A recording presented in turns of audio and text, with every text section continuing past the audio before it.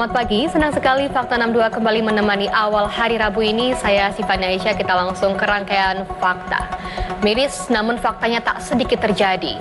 Bullying atau perundungan di kalangan pelajar termasuk para siswi. Seperti yang berikut ini, 3 siswi SMA merundung bahkan menganiaya seorang siswi SMP.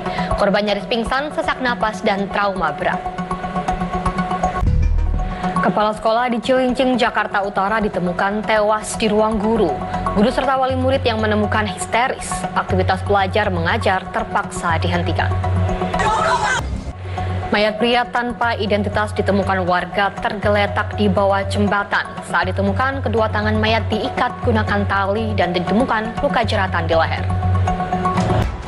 Bak koboi jalanan. Dalam jalankan aksinya, kawanan begal di Jakarta Utara kalap tembak dan bacok korbannya.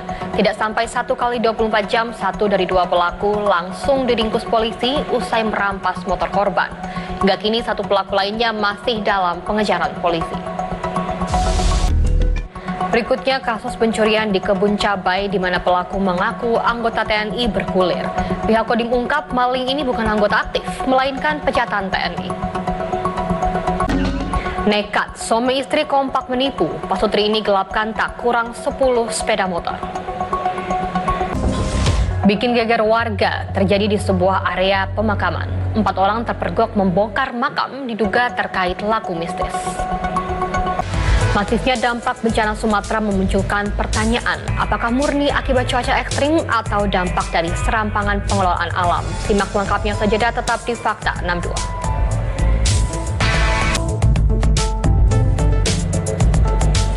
Masih di Fakta 62, korban bencana banjir bandang rela berjalan kaki puluhan kilometer untuk mendapatkan sembako yang mencari keluarga yang hilang.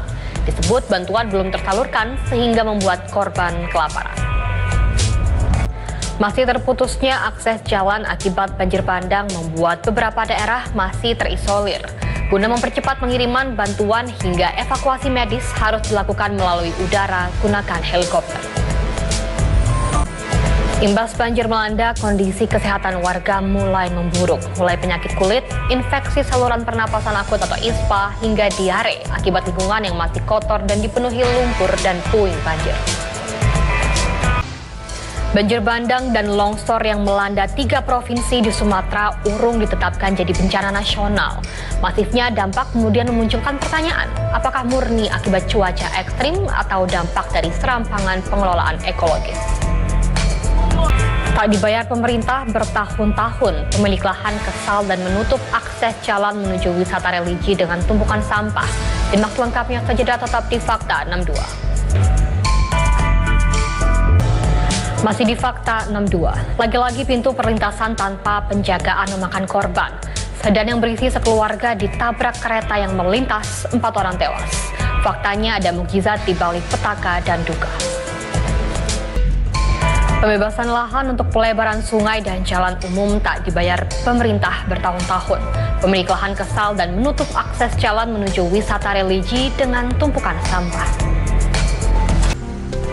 150 hektar tanaman di kebun teh Pengalengan, Bandung Barat dibabat habis. Pengobatan tanaman ini ditengarai terkait upaya rencana alih fungsi lahan kebun teh menjadi area pertanian sayuran. Terima kasih masih bersama Fakta 62. Mayat pria tanpa identitas ditemukan warga tergeletak di bawah jembatan. Saat ditemukan, kedua tangan mayat diikat gunakan tali dan ditemukan luka jeratan di leher. Pembebasan lahan untuk pelebaran sungai dan jalan umum tak dibayar pemerintah bertahun-tahun.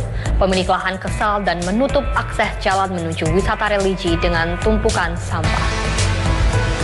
Fakta tadi sekaligus menutup kebersamaan kita pagi ini. Selamat beraktivitas, terus semangat dan sehat selalu. Sampai jumpa esok.